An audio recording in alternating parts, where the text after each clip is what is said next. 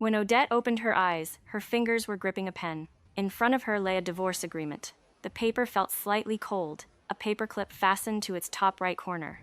The air smelled of printer toner mixed with the faint, bitter scent of disinfectant.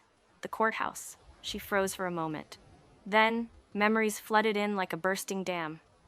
The instant noodles in the basement, the accounting ledgers at 3 in the morning, Evander sitting on a folding bed eating the noodles she had cooked, looking up at her with a smile, saying, "Odette, wait a few years.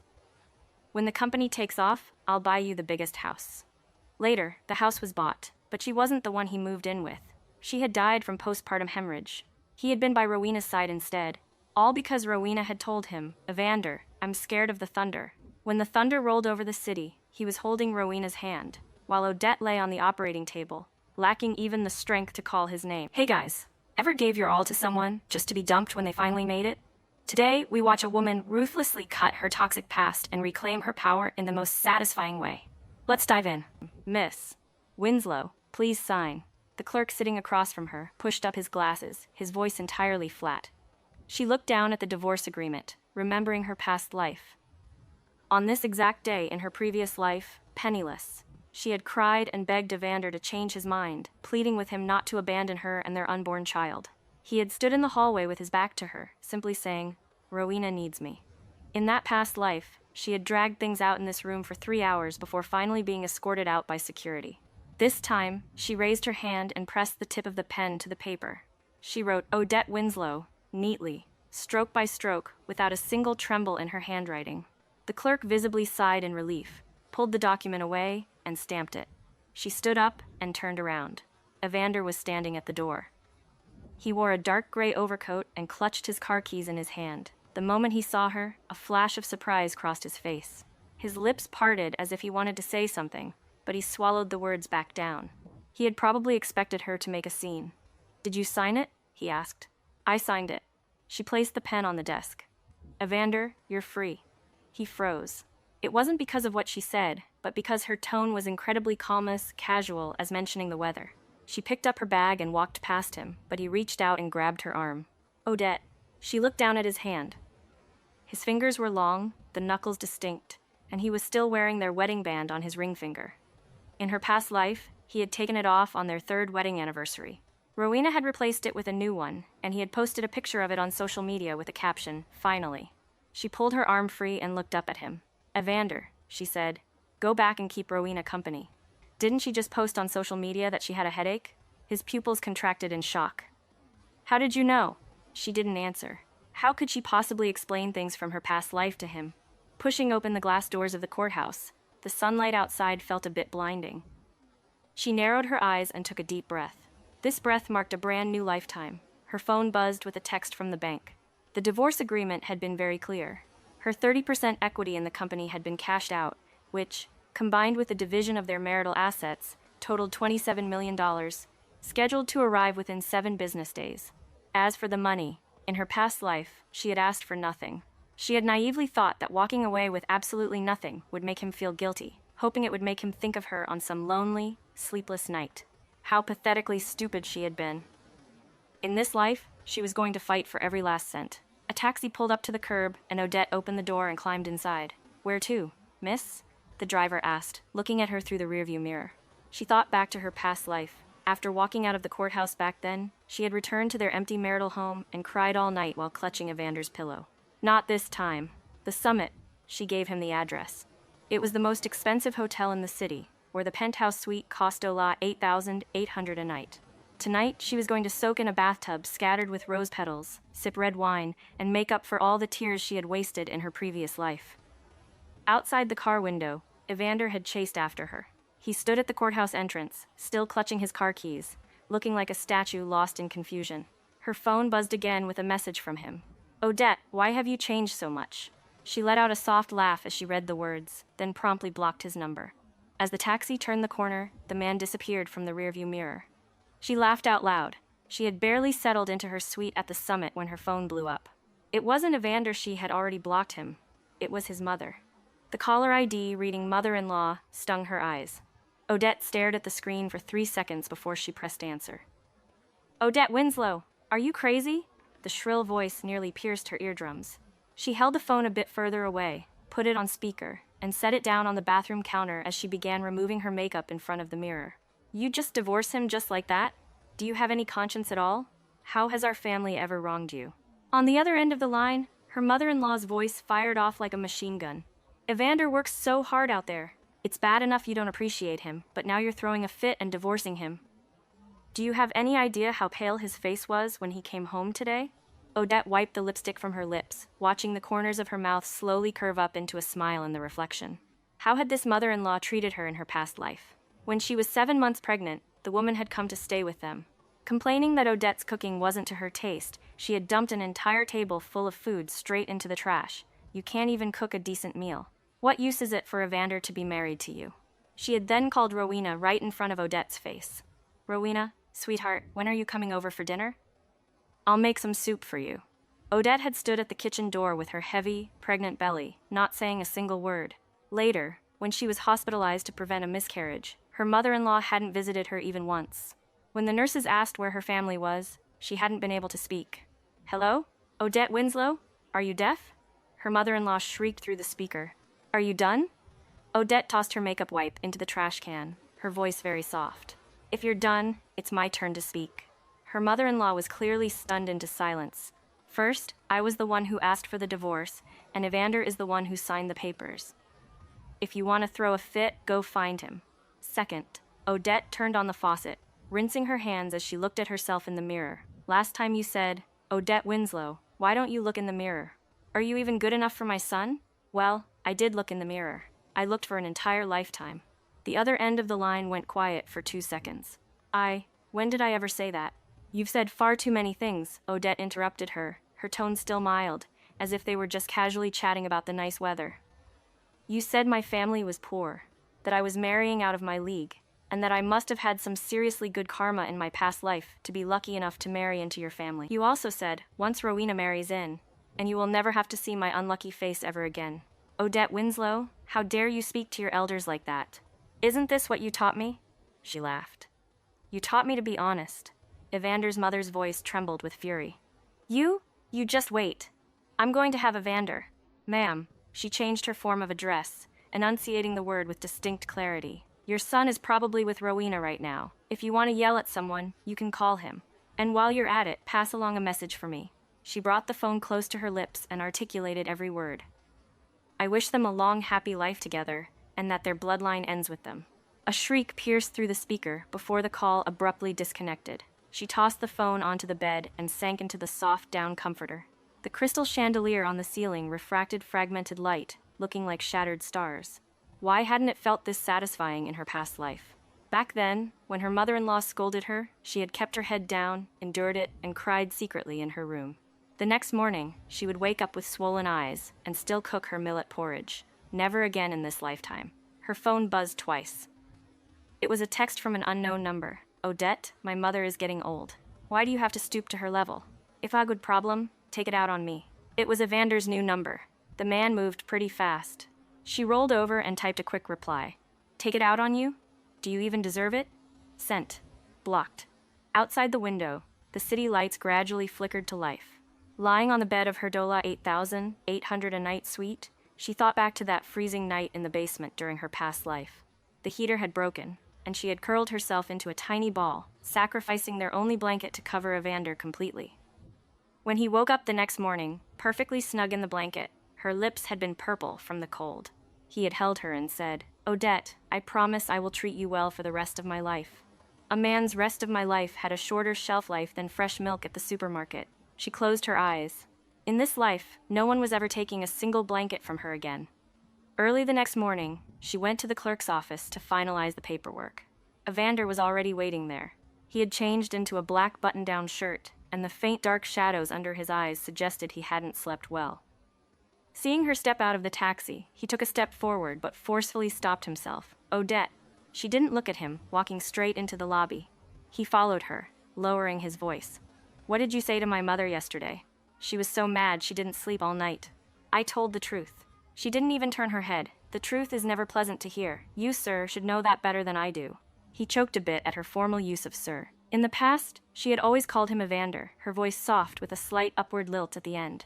Now, her icy formality was more grating to his ears than a curse. The process went quickly. The clerk looked at them and asked the routine question. Have you both thought this through? Yes, I have, she said. Evander remained silent for 2 seconds before nodding as well. The moment the official seal was stamped, she heard him take a deep breath. Stepping out the doors of the clerk's office, the sunlight was beautiful. Pigeons fluttered up into the plaza, the edges of their gray wings flashing silver in the light. She pulled something out of her bag, their marriage certificate, with its red cover. The edges were a bit frayed. In her past life, she had locked it in the deepest part of her drawer. Even after the divorce, she couldn't bear to throw it away. Once, during a sleepless night, she took it out and stared at it for a long time, her tears blurring Evander's name until it was smeared. In this life, right in front of Evander's face, she tore the marriage certificate in half down the middle. The sound of the paper tearing was crisp. His expression looked as if he had been slapped in the face. Odette? She tore it again. The pieces fluttered down in front of him, landing on the gray steps like a shattered red flower. Evander. She slapped the remaining pieces against his chest. Her voice wasn't loud, but every word was crystal clear. This is what I owed you in my past life. In this life, we're even. His Adam's apple bobbed. She walked past him, her high heels clicking against the marble floor, every step steady and firm. Odette. He suddenly called out from behind her. What is wrong with you? You were never like this before. She stopped walking and turned around. The old me, she looked at him, tilting her head slightly, died. His pupils violently contracted. She didn't explain any further, pulling open the taxi door and getting inside. We meet again, miss. The driver smiled at her through the rearview mirror. Same place as last time? To Riverview Road, she said. Riverview Road was full of old residential complexes. Right. It's time to get the rent deposit back for the basement. In the rearview mirror, Evander was still standing in the exact same spot, clutching a handful of red fragments like an idiot holding his own heart. The car started. She rolled down the window and rested her hand outside. The wedding band on her ring finger glinted in the sunlight. She slowly slid it off and gripped it in her palm. In her past life, she had worn this ring for 3 years. Even after the divorce, she hadn't been able to bear taking it off, leaving a pale indentation around her finger. It wasn't until the news of Evander and Rowena's engagement hit the media that she finally threw it into the river. In this life, there was no need to throw it into the river. She would sell it and treat herself to a good meal. Her phone buzzed. It was a new message from an unsaved number, but she recognized that string of digits. She had memorized it by heart in her past life. Odette, can we sit down and have a proper talk? She didn't reply. She shoved the ring into her pocket and turned off her phone. They arrived at Riverview Road. The dingy, gray old building looked exactly as she remembered it. The paint was peeling off the walls, and the hallway smelled of mildew and laundry detergent. The basement door was slightly ajar, and the landlady was inside cleaning. Ma'am, Odette stood at the door. I'm here to terminate the lease for basement 603. The landlady looked up at her, momentarily stunned. Aren't you that Mr. Evander's wife? Ex-wife, Odette corrected her. He won't be living here anymore. You can just return the deposit to me. In her past life, she hadn't taken this deposit, feeling it was too humiliating. Thinking about it now, the one who should be humiliated was Evander, not her. She had endured hardships with him and cooked him instant noodles for 3 years. There was absolutely nothing shameful about that. What was shameful was the man who ate his fill and then walked away. As she walked out of the old building, the sky had darkened. A muffled clap of thunder rolled overhead. She looked up at the sky, suddenly recalling the thunder she had heard while lying on the operating table in her past life. That was the very thing Rowena claimed to be most afraid of. Rowena was afraid of the thunder, so Evander had gone to keep her company. Meanwhile, Odette had been terrified of dying on the operating table, with no one by her side. The thunder rumbled again. She didn't hide. Before the raindrops could fall, she got on a bus. Outside the window, the city blurred together in the rain. The glow of the neon lights spread out in the wetness, looking like a painting soaked in tears. Leaning against the window, she fished the ring out of her pocket and took a look at it. Tonight, she would go to a jewelry store and trade it in for a bracelet, a solid gold one. Odette had thought things would quiet down after the divorce, but she had underestimated Rowena. On the afternoon of the 3rd day, she made an appointment with a real estate agent to look at houses. More than half of the money from the divorce settlement had already hit her account. She looked at a sprawling, luxury apartment by the river. The floor-to-ceiling windows directly faced the water, and the natural lighting was incredibly good. The young real estate agent was a sweet talker, affectionately calling her Odette with every other breath, and she almost swiped her card right then and there. As she walked out of the sales office, a white BMW was parked at the entrance. The car door opened, and someone stepped out. It was Rowena.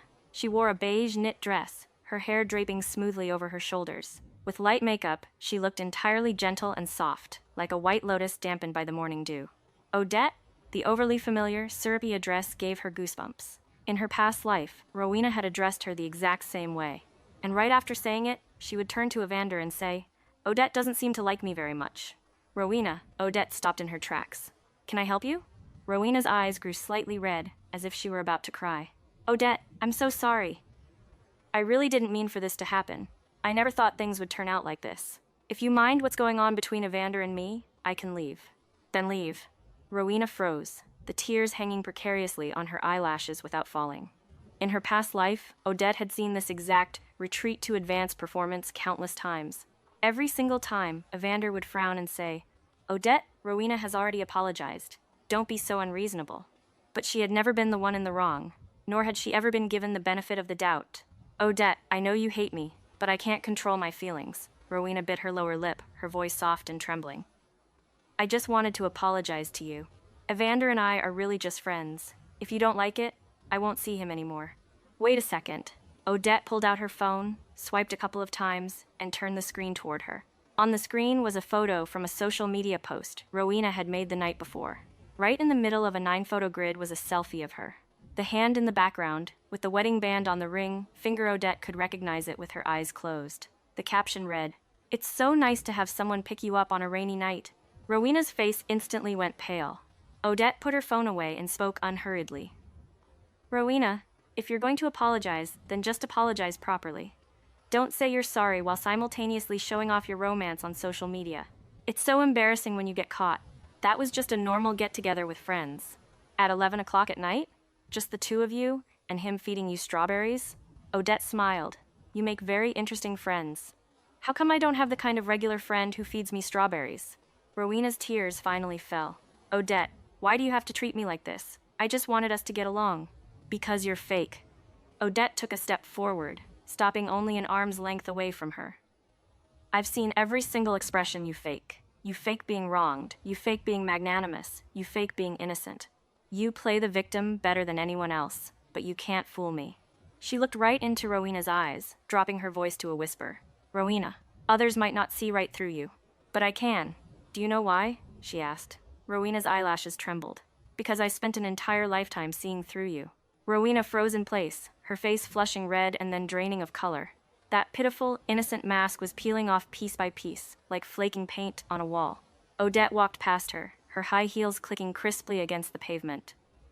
After a few steps, she turned back. "Oh, by the way, just a heads up. Evander likes strawberries, but he's allergic to them. He breaks out in red hives all over his body every time." Rowena's expression froze. "It seems you don't know him well enough." Odette tilted her head, smiling gently. "But that's okay. You have plenty of time now. Just remember to buy him some allergy medicine." The look on Rowena's face was absolutely priceless.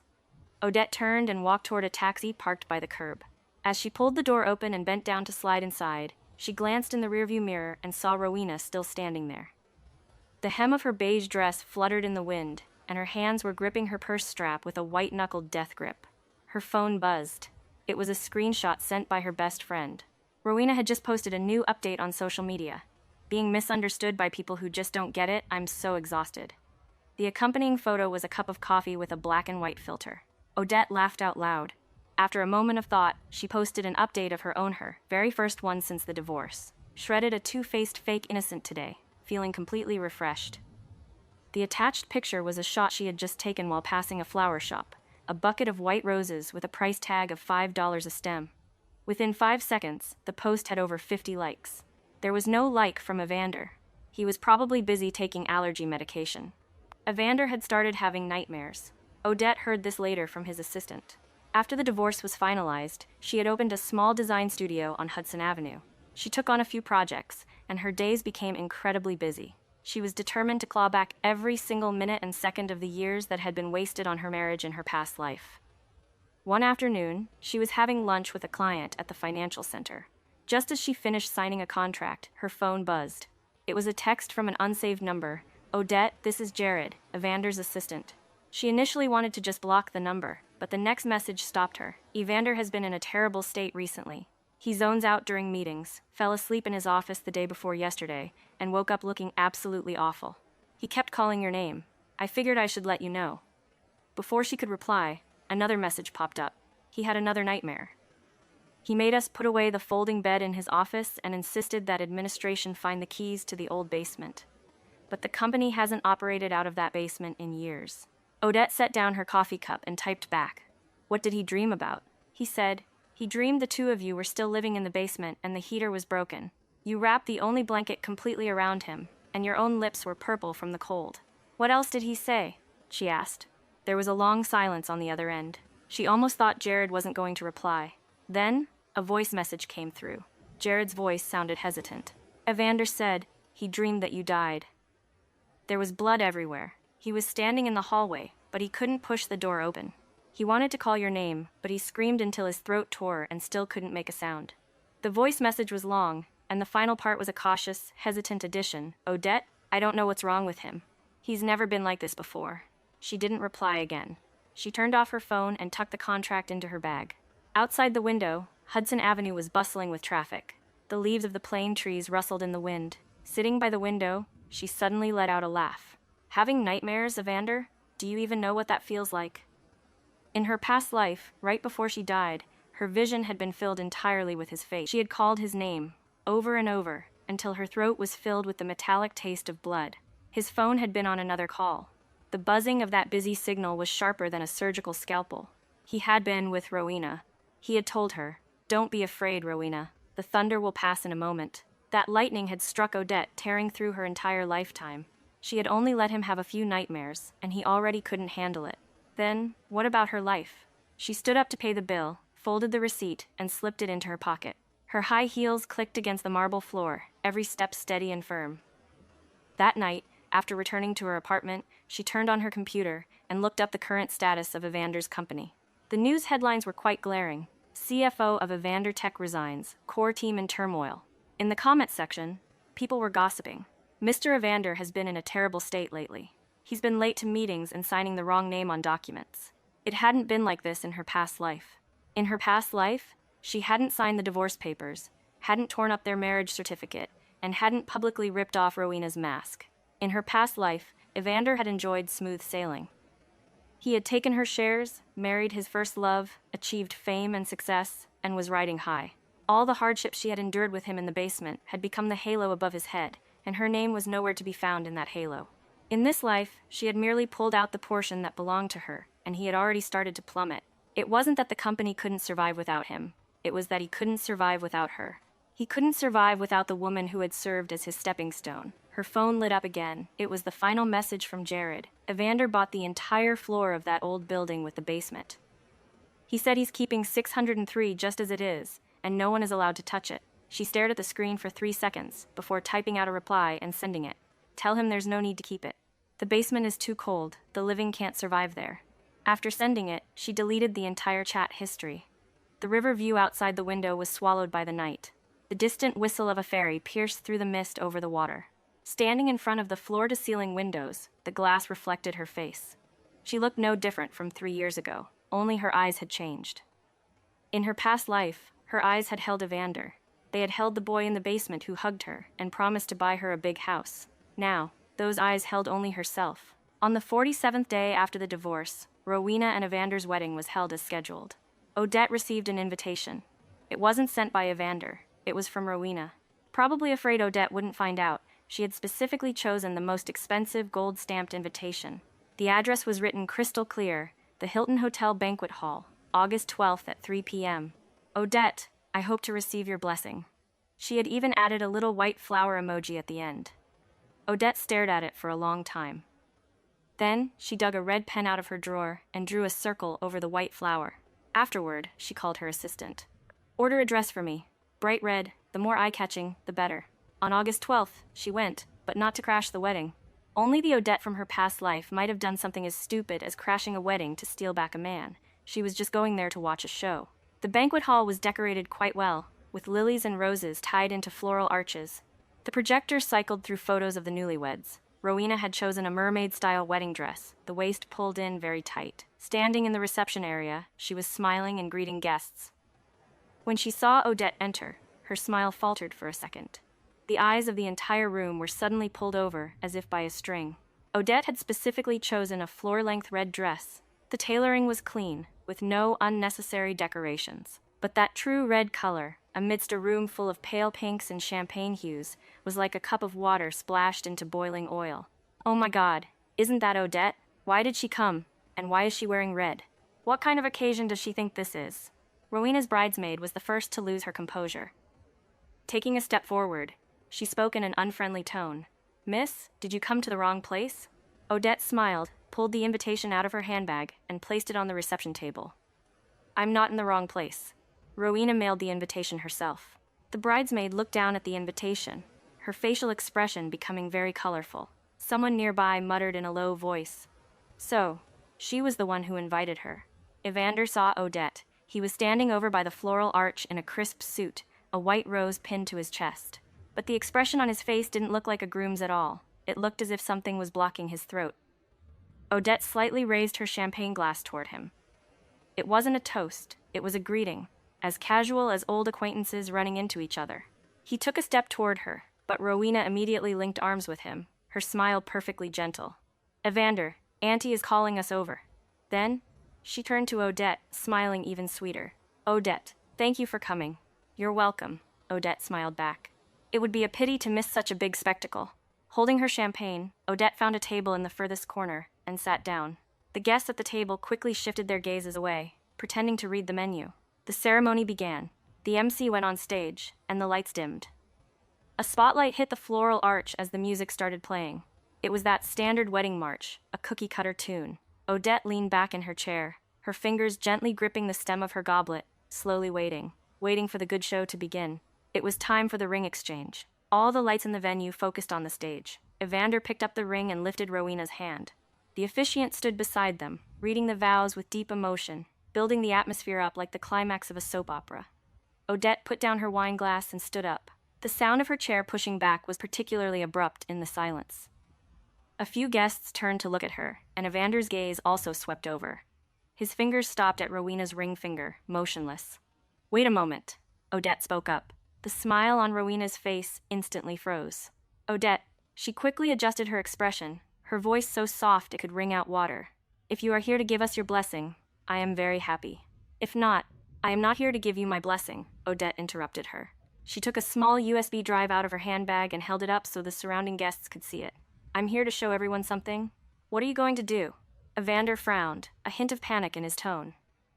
Odette walked straight toward the multimedia control console on the side of the stage.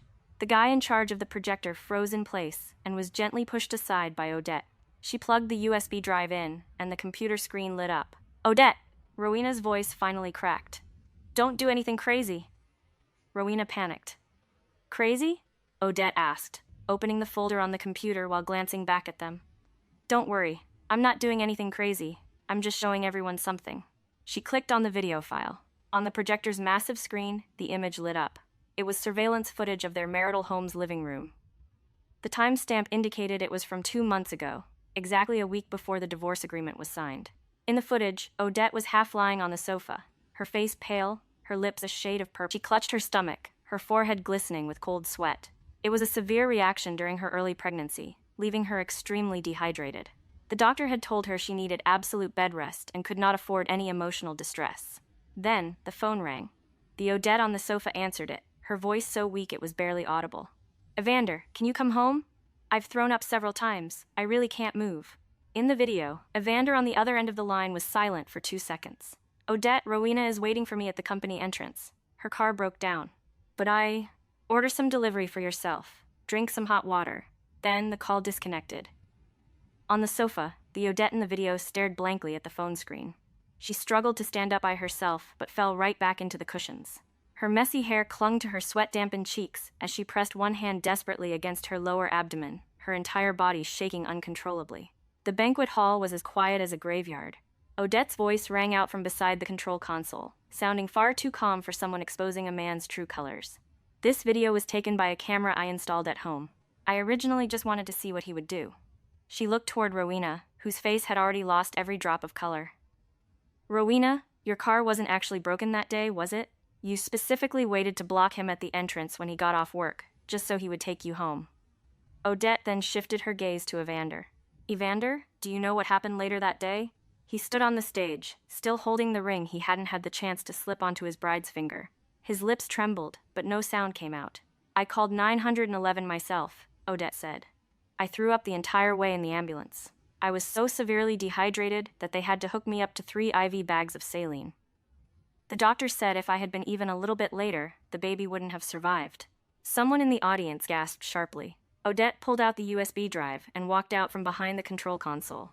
The hem of her red dress brushed against the marble floor, making a very faint, elegant rustling sound. So, I came here today because I wanted to tell you, in front of everyone. She stopped right in front of him, tilting her head up slightly to look him in the eye. Evander, you didn't even care whether your own wife lived or died. You don't deserve anyone. The wedding band slipped from his fingertips and dropped to the floor. It rolled quite a distance before hitting the edge of a flower pot with a crisp ding. Rowena shrieked for security, her voice as grating as nails scratching across glass. The bridesmaid ran out to get someone, while the guests scrambled in a flurry to pull out their phones and take pictures. Odette turned and walked toward the main doors. Hurried footsteps sounded from behind her. Evander had chased after her. Odette, that video. Why would you install a camera beforehand? She stopped walking and slowly turned around. Under the shocked and appalled gazes of a room full of guests, she gave a soft laugh. Because I know you too well. I knew exactly what you would choose. Sunlight poured down from the glass dome of the banquet hall, falling warmly onto her shoulders. She turned around and walked out that door, never looking back. Behind her, the banquet hall erupted into an uproar. On the 3rd day after the video scandal, a heavy rain fell. The rain started in the middle of the night and didn't stop until noon the next day. The entire city was soaked in water. The puddles on the streets were ankle deep, and pedestrians hurried by with their umbrellas, splashing water everywhere. Odette drove back from her studio and arrived downstairs at her apartment building. From a distance, she saw a person standing at the entrance of the complex. It was Evander. He wasn't holding an umbrella. He was completely drenched, his hair plastered to his forehead, and his dark shirt had turned into a crumpled black mess. The security guard stood inside the booth, craning his neck to look outside, probably having never seen a scene quite like this. Odette parked her car steadily, opened her umbrella, and walked in her high heels toward the building entrance. Odette? He stumbled after her, his leather shoes making loud splashing sounds as they slammed into the water. She didn't stop walking. He circled around to her front, blocking her path. And then, he dropped to his knees. His knees slammed against the flooded paving stones, splashing water that dampened the hem of her dress. Rainwater streamed down his face, making it impossible to tell what was rain and what were tears. Odette, I was wrong. His voice was incredibly hoarse, and his lips were trembling. She looked down at him, noticing that he had lost a lot of weight. His cheekbones jutted out, and there were dark circles under his eyes. I was really wrong. I've been thinking these past few days. I keep thinking. I thought about how you cooked instant noodles for me in the basement. I thought about how you were freezing and shivering, but still gave me the blanket. I thought about how you sold the jade bracelet your mother left you just to help me raise money. He reached out, trying to grab the hem of her dress. She pulled her dress back, causing him to grasp nothing but air. His body leaned forward, and he almost fell face first into the water. So you remember the jade bracelet? She looked down at him, her voice exceptionally clear through the rain. Didn't you say that bracelet was just glass and worthless? His body stiffened. Those were the exact words she had heard right before she died in her past life. At the time, you wanted me to not sell it, she finished his sentence for him. Because you didn't want to owe me too much. If you owed me too much, it would be hard to shake me off later. No, Odette, it wasn't like that. Then what was it like? She crouched down and lowered her umbrella, shielding his face. The sound of the rain suddenly became muffled, as if separated by a curtain of water. They were face to face, their breathing less than a foot apart. Evander, you say you were wrong. Where exactly did you go wrong? He opened his mouth. I shouldn't have abandoned you. I shouldn't have gone to accompany Rowena when you needed me the most. I shouldn't have. Your mistake is that you don't even know yourself. She pulled the umbrella back and stood up again. The rain immediately poured down onto the umbrella canopy, crackling loudly like firecrackers. You've never realized that you are a man who needs to feed on the pain of others to sustain yourself. She stepped around him, walking through the puddles. Her high heels stepped into the water, each pace incredibly steady. The water splashed and fell around her ankles. "Odette, just give me one chance. Just once," he cried out from behind her. His voice was sliced in half by the sound of the rain. All that remained was a heart-wrenching desperation. She stopped in her tracks. "Then keep kneeling." Her voice pierced through the curtain of rain, every single word crystal clear. "When I died in my past life, you didn't even kneel." With that thought, she walked into the building. The security door clicked shut, locking his face and his voice outside together. She was the only one in the elevator. The woman in the mirror was holding an umbrella, her red dress splattered with rainwater, looking like a red maple leaf battered by the storm. Her eyes were bright, not the brightness of tears, but of pure relief. Her phone buzzed with a message from the property security guard. "Miss Winslow, the gentleman at the gate is still kneeling. Do you want me to call someone?" She quickly replied, "No need." "Aren't you going to come down and take a look?" the guard asked.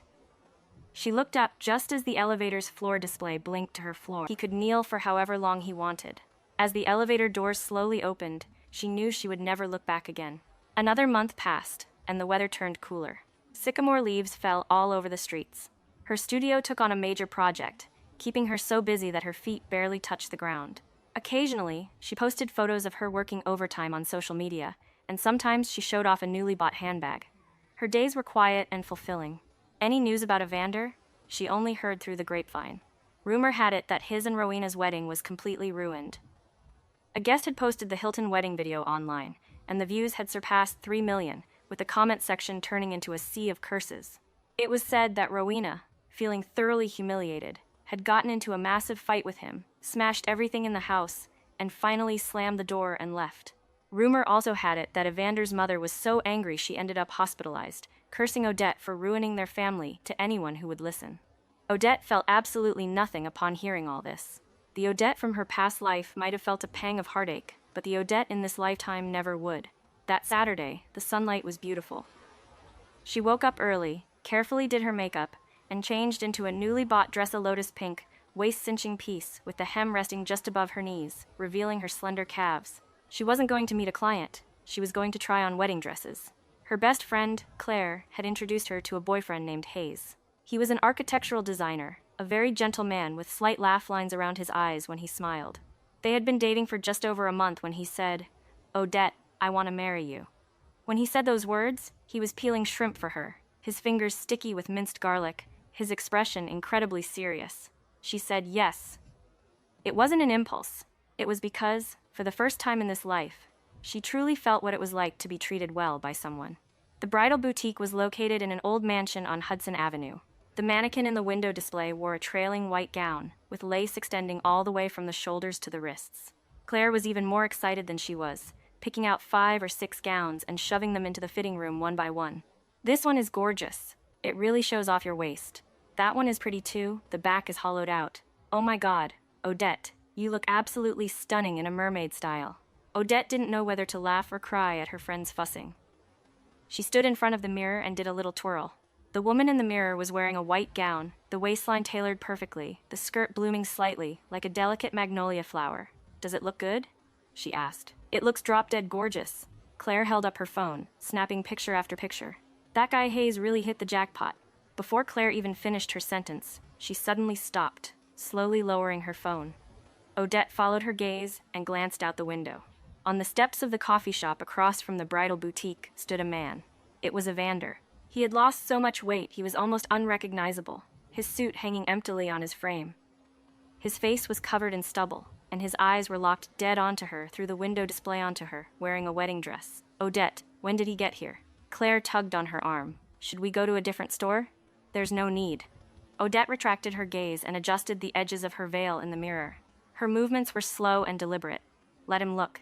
Outside the window, Evander crossed the street, stumbling toward the entrance of the bridal boutique. His steps were unsteady, as if he were drunk, but she knew he was completely sober.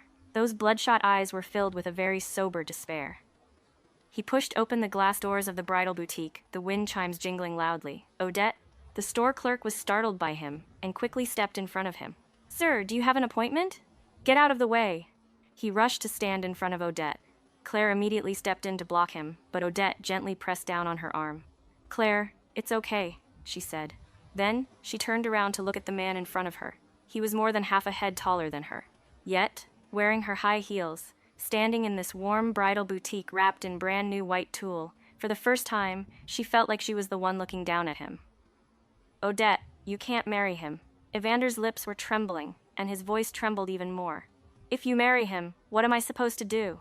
She looked at him quietly for 3 seconds. What are you supposed to do?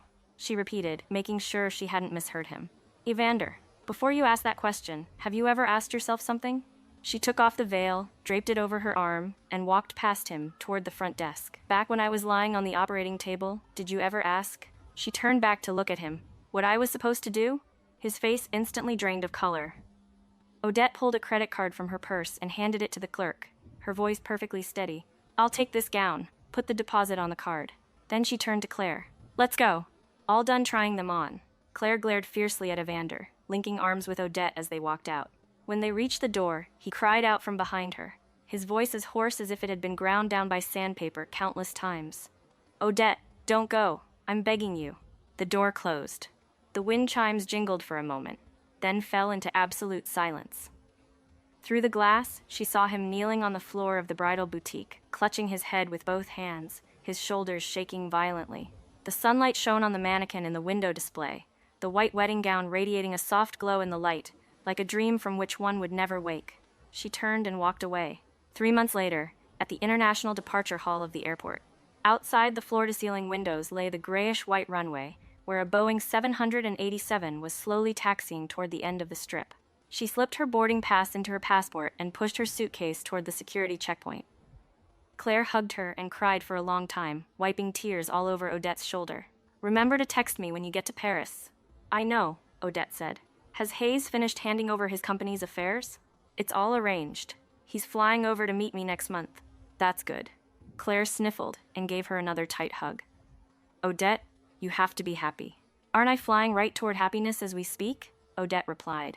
Claire broke into a smile through her tears. Odette patted her back and released the embrace. The line for security wasn't too long. She stood in line, listening to the passengers around her chatting about their itineraries in various accents. Some were going abroad to study. Some were traveling for business. Some were going on their honeymoons. Everyone was heading toward their next destination. It was her turn. She handed over her passport and boarding pass. The security officer took a look and nodded. Right at that moment, her phone rang.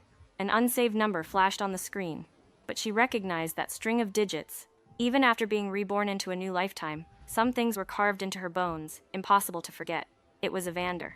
She hesitated for a second, then pressed the speaker button.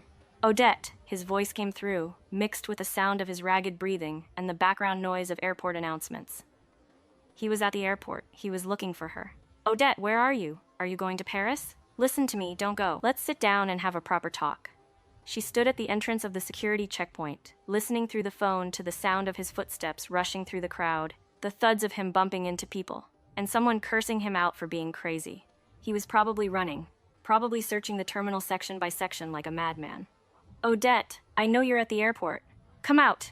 His voice no longer sounded like a normal person's. It was hoarse, trembling, laced with sobs, like a drowning man reaching out to grasp at the air in his final moment. I sold the company. I'll transfer all the shares to you. I'll transfer the house to your name, too. Odette, come back. I'll do anything you want. The security officer looked up at her. She shook her head slightly, gesturing for him to wait a moment. Odette, say something. Please, say something. She lifted the phone and brought it close to her lips. Evander. His end instantly went quiet, so quiet that only the echo of the airport announcements remained. The flight to Paris had begun boarding. Do you remember what you said on the day we got married? She asked. He froze. You said, Odette, we're going to be together in this life, the next life, and the life after that. She let out a soft laugh. At the time, I thought it was incredibly romantic. She handed her passport back to the security officer and stepped through the security gate. The metal detector let out a crisp beep. It was only later that I realized. She glanced back toward the outside of the security checkpoint. Beyond it lay massive floor-to-ceiling windows, the sunlight bathing the departure hall in a golden glow. In the distance, she seemed to see a figure rush into the center of the hall, sweating profusely and looking frantically in every direction. From that far away, she couldn't see his face clearly, nor did she need to anymore. That when you said we'd be together, what you really meant was you standing in the light, while I knelt in the dark, sacrificing my entire life just to build you up.